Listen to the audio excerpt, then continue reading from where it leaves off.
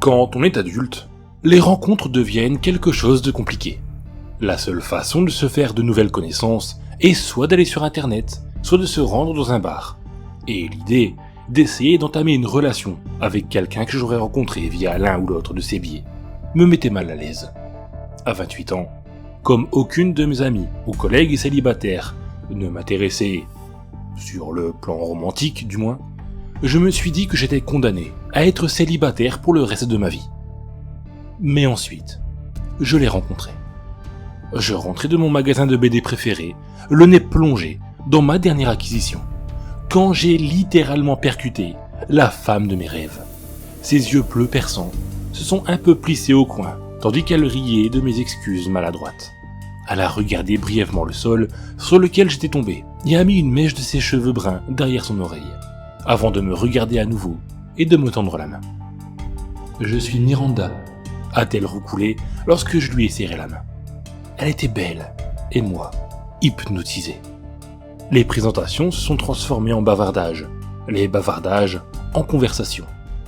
Et avant que je ne m'en sois rendu compte, ma montre m'a indiqué que 2 heures étaient passées depuis que nous nous étions assis dans l'herbe, à côté du trottoir, à parler. À regret, j'ai annoncé à Miranda que je devais rentrer chez moi. Puis, je lui ai nerveusement demandé si elle voulait me retrouver le lendemain soir pour dîner. Elle a accepté, et nous avons fixé l'heure et le lieu de notre rendez-vous. Le reste de la nuit, et une grande partie de la journée suivante, j'étais sur un petit nuage. Mais sur le chemin du restaurant italien, très cher que nous avions choisi, j'ai commencé à me sentir nerveux. Je me suis soudain rendu compte que nous n'avions même pas échangé nos numéros de téléphone. Et si elle s'était juste montrée polie et n'avait pas l'intention de venir? Et si elle avait eu un accident? Et si sa voiture était tombée en panne et qu'elle n'avait pas pu me prévenir? 1 million de scénarios se bousculaient dans ma tête alors que je commençais à transpirer et que mon cœur s'emballait. J'avais l'estomac noué lorsque j'ai franchi les portes du restaurant. Mais les mauvais pressentiments se sont envolés dès que je l'ai vue debout dans le coin, portant une robe violette qui épousait parfaitement sa silhouette mince. L'hôtesse m'a regardé avec un drôle d'air quand j'ai demandé une table pour 2, et mon anxiété a repris là-dessus. Ma panique m'avait fait transpirer à tel point que j'avais passé mes doigts dans mes cheveux à plusieurs reprises durant le trajet. Je devais avoir l'air d'une loque, malgré mon beau pantalon et ma belle chemise. J'ai utilisé mes mains pour m'assurer que mes cheveux étaient bien remis en place, et j'ai essuyé mon front avec ma manche, en suivant l'hôtesse et mon rencard jusqu'à une table dans un coin du restaurant. Le rendez-vous s'est incroyablement bien passé. Miranda m'a laissé commander pour nous deux, disant qu'elle avait confiance en mon jugement. Nous avons discuté et ri tout au long du repas, comme si nous nous connaissions depuis toujours.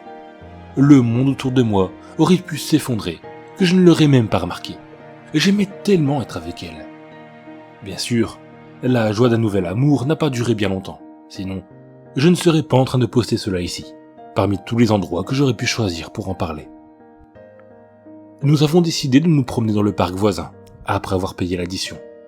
J'ai trouvé le courage de lui prendre la main alors que nous marchions joyeusement sur le chemin bétonné et éclairé par de douces lumières jaunes. Mes doigts se sont liés aux siens, et au moment où j'ai senti le froid de sa peau, j'ai remarqué qu'elle avait cessé de parler et que l'atmosphère autour de nous était devenue très tendue. Ma première pensée a été que j'avais merdé, alors je l'ai regardée en lui demandant si elle allait bien. Elle avait changé. Sa peau était devenue d'un gris bleuté, marquée de profondes ecchymoses violettes autour de sa gorge. Le côté gauche de son visage était tellement pourri que je pouvais voir ses dents à travers sa joue. Le bleu vif de ses yeux était maintenant recouvert d'une pellicule laiteuse, et il me fixait avec une haine si profonde que même le soldat le plus courageux aurait probablement fui. J'ai eu le souffle coupé et j'ai essayé de reculer. Mais elle a renforcé sa prise sur ma main de sorte que je ne puisse plus bouger mon bras, combiné avec le sien en une douloureuse étreinte. Mes doigts tressaillaient et les muscles de ma main et de mon poignet commençaient à brûler, tandis que j'essayais de me libérer de son emprise. Ses doigts étaient tellement décomposés que je pouvais voir ses tendons et ses os. Mais ils étaient forts, inhumainement forts.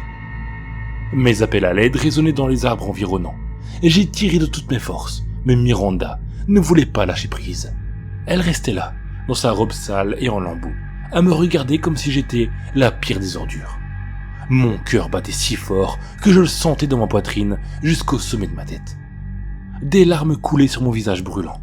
J'ai arrêté de crier, même si malgré ma respiration laborieuse, je parvenais à hurler. Je savais que personne ne pouvait m'entendre. Je suis tombé à genoux, me forçant à fixer le sol plutôt que la femme en décomposition devant moi. J'ai supplié, entre deux halètements.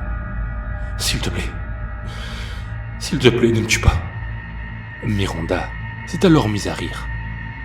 Pas le rire si musical qui m'avait hypnotisé plus tôt, mais un gloussement profond et menaçant qui m'a fait frissonner.